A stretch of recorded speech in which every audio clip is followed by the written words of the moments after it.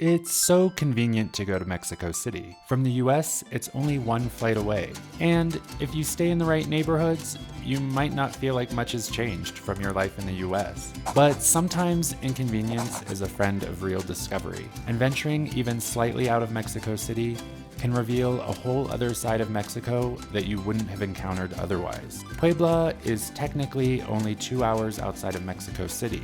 And I say technically because we've never been able to make it there in that amount of time. And basically the trip from Mexico City ended up being pretty much the full day. It's only supposed to take 2.5 hours, but I guess there was a protest in one of the neighboring cities, and so a whole highway was blocked and the bus kind of was at a standstill, so we ended up basically hitchhiking to the airport and then got an Uber from there. But we made it. And Puebla is a beautiful city. So beautiful, in fact, that it was rumored that the city was divinely inspired. It's also a city where a lot of history has happened. While Cinco de Mayo is actually a bigger deal in the US than in Mexico, Puebla is where it all began. It's to remember that in 1862, the Mexicanos in Puebla, a little small town, defeated the French, who was fully armed, who was invading, Mexico. And is the one place in Mexico that actually celebrates this holiday. But that doesn't mean Puebla is locked in history. Somehow the city's historical charm blends nicely with a young, modern feel. There's plenty to do for a short visit, but it could also be a charming place to stay for a while. So we are staying in this beautiful hotel. It's literally 2 blocks from the main cathedral. But yeah, you kind of come in and you go through this series of tunnels and different courtyards. Finally, way in the back is our little room.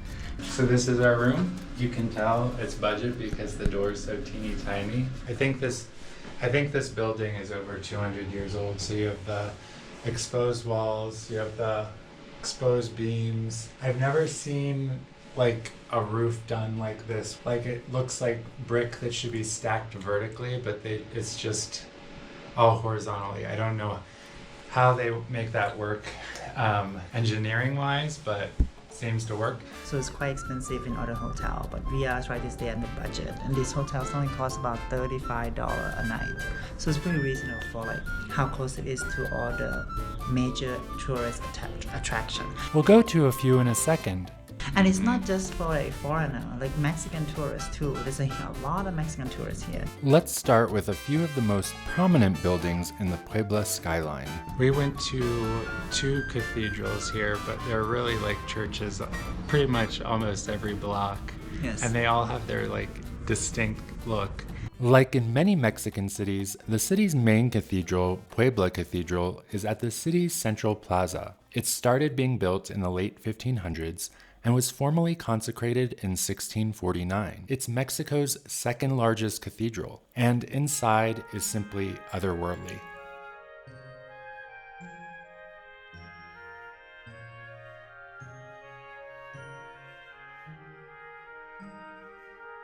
Most of the churches built around this time here are Baroque style, which aim to convey spiritual and worldly power through ornate design and lots of gold.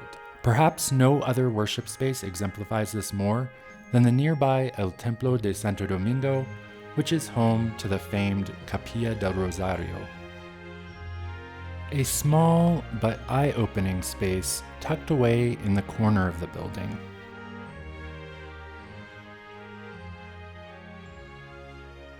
Before we leave the 1600s though, it's worth mentioning that Puebla is also home to The first and oldest public library in the Americas, and it's actually recognized by UNESCO. And I was kind of expecting it to be the full building, but it's actually portions of a bigger building. It has like tons and tons of these old volumes and manuscripts that some of these books are older than countries. Yeah, of course you can find Spanish, but you can also find Latin and Greek, and then also the local indigenous language Nahuatl, which I think it's harder to see those. I asked for if they even just had an example that I could like look at what the language looked like on paper, and they didn't have one available. We can't touch any of the books, by the way. So it's not just that book.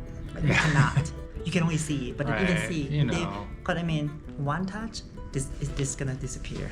Another thing that will disappear when you touch them are Puebla's famous sweets that you can find on Puebla's Calle de los Dulces. These two have a long history, but since you can eat them, they don't feel as far removed. And we have been enjoying walking around the cities, and now we're taking a quick break at the Calle de Dulce. So it's called Sweet Street. So this is a tortita de Santa Clara. It's supposed to mean pancakes, Santa Clara pancake, but it looks like cookies. So we're gonna try it. It's kind of a cookie that was made famous by some nuns here. Santa Clara is the name of a convent. And I believe that the filling is ground up pumpkin seeds. And then of course there's sugar in here. Nothing better than having ice cream and sweet.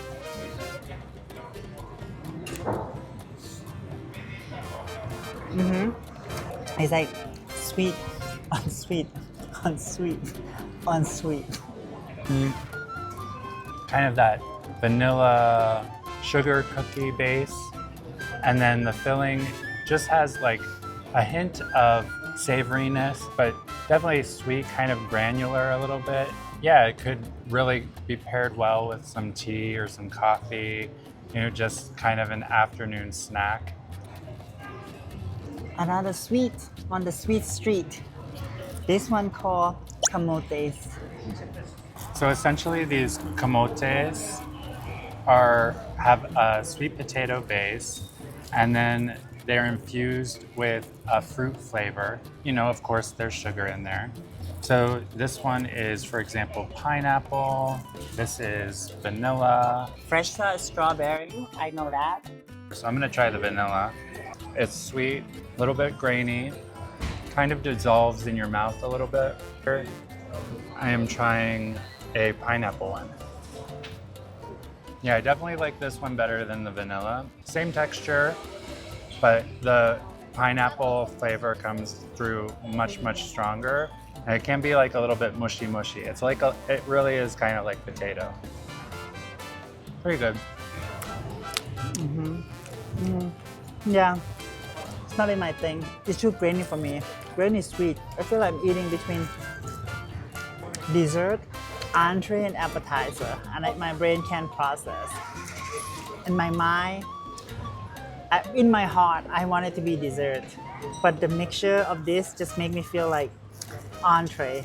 So it's very strange for me. So I like the other dessert better. Don't worry, he has a chance to cleanse his palate when we head over to one of Puebla's most popular street markets.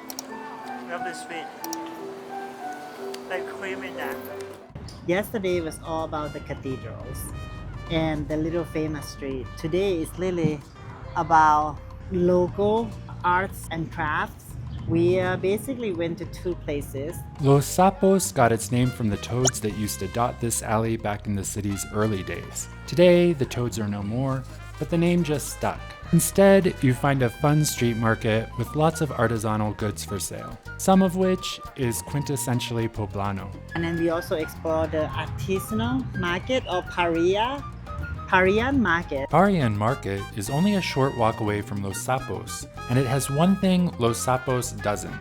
That is, you can actually watch artists working out of their studios, which is a cool thing to see. The other thing that's nice about Puebla is that everybody's been so welcoming and nice. Occasionally people will ask us where we're from, and they'll just say like, bienvenidos. I mean, we know that Mexican people are very friendly and very helpful, but in Puebla, it's almost like we get even a little bit accented. Angela has been helpful at attracting conversation. We have this old lady, abuela and abuelo, that come up to me and ask about Angela, if it's real. Speaking of which, going to this cat cafe was actually completely by accident. Oh, it's called Gato Mesa.